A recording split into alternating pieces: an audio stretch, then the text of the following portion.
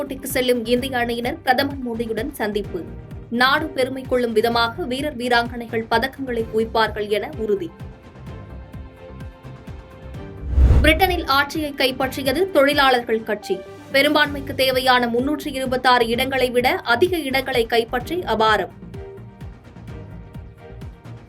தமிழகத்தில் பாஜக வளர்ந்துவிட்டது என அண்ணாமலை கூறுவது மாயத் தோற்றத்தை உருவாக்கும் முயற்சி. அதிமுக பொதுச் செயலாளர் எடப்பாடி பழனிசாமி விமர்சனம்.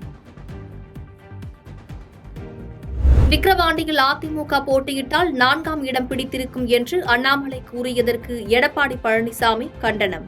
அதிமுகவை பற்றி தினந்தோறும் பேட்டி கொடுத்து அண்ணாமலை அரசியல் செய்வதாகவும் விமர்சனம்.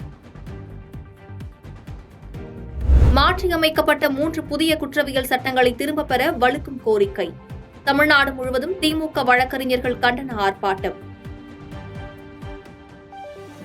822 கோடி ரூபாய் குத்தகை பாக்கி செலுத்தாத குதிரை பந்தய மைதானம் மீட்பு. உயர்நீதிமன்ற உத்தரவுப்படி வருவாய்த்துறை அதிகாரிகள் நடவடிக்கை. ஜார்க்கண்ட் சட்டமன்றத்தில் ஜூலை 8ஆம் தேதி நம்பிக்கை வாக்கெடுப்பு கோருகிறார் முதலமைச்சர் ஹேமந்த் சோரன். ஜார்க்கண்டில் தொடர்ந்து 3வது முறையாக முதலமைச்சராக பதவியேற்ற நிலையில் அறிவிப்பு. ஈரோடு ஊரக வளர்ச்சித்துறை அலுவலகத்தில் சட்டவிரோதமாக பணம் பதுக்கி வைத்திருந்த ஊரக வளர்ச்சித்துறை அதிகாரி மீது லஞ்ச ஒழிப்புத்துறையினர் வழக்கு பதிவு. 10,40,000 ரூபாய் பணம் பறிமுதல் செய்து நடவடிக்கை.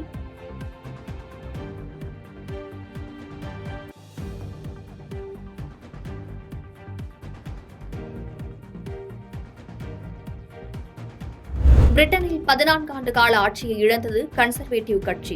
தோல்விக்கு பொறுப்பேற்பதாக பிரதமர் ரிஷி சுனக் அறிவிப்பு. புதியதாக சேர்க்கப்பட்ட 1,48,000 பேருக்கு இம்மாதம் முதலே கலைஞர் உரிமைத் தொகை. விக்கிரவாண்டி இடைத்தேர்தலில் திமுகவுக்கு வாக்களிக்குமாறு ஆதரவு கோரிய முதலமைச்சர் மு.க.ஸ்டாலின். விக்கிரவாண்டி சட்டமன்ற இடைத்தேர்தலில் சூடுபிடிக்கும் தேர்தல்.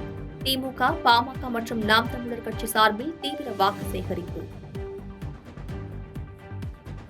கரூரில் 100 கோடி ரூபாய் மதிப்புள்ள நிலத்தை அதிமுக முன்னாள் அமைச்சர் உள்ளிட்டோர் அபகரித்ததாக தொடரப்பட்ட வழக்கு.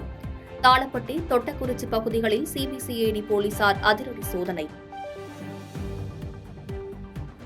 ஆன்மீக நிகழ்ச்சியில் கூட்ட நெரிசலில் சிக்கி 121 பேர் உயிரிழந்த சம்பவம்.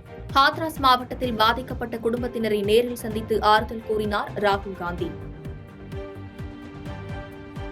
பீகாரில் கடந்த 15 நாட்களில் இடிந்து விழுந்த 12வது பாலம். அனைத்து பாலங்களையும் ஆய்வு செய்ய உத்தரவிடக் கோரி உச்சநீதிமன்றத்தில் பொதுநல மனு தாக்கல். செங்கல்பட்டு அருகே அரசு பேருந்தும் லாரியும் நேருக்கு நேர் மோதி விபத்து. விபத்தில் 10க்கும் மேற்பட்டோர் காயமடைந்து அரசு மருத்துவமனையில் அனுமதி. தாம்பரம் சேலையூர் அருகே அரசு பேருந்து படிக்கட்டில் ஆபத்தான முறையில் பயணம் செய்யும் மாணவர்கள். தமிழக அரசு உரிய நடவடிக்கை எடுக்குமாறு பொதுமக்கள் கோரிக்கை. சந்திரபாபு நாயுடு மற்றும் நிதிஷ்குமார் அளித்து வரும் நெருக்கடியால் மோடி அரசு கம்பி மேல் நடப்பதைப் போல தெரிகிறது. அகில இந்திய தமிழக காங்கிரஸ் கட்சி தலைவர் செல்வ பெருந்தகை விமர்சனம். பாதகம் செய்பவரை கண்டால் நாம் பயங்கொள்ளலாகாது பாப்பா. மோதி மிதித்து விடு பாப்பா, அவர் முகத்தில் உமிழ்ந்து விடு பாப்பா.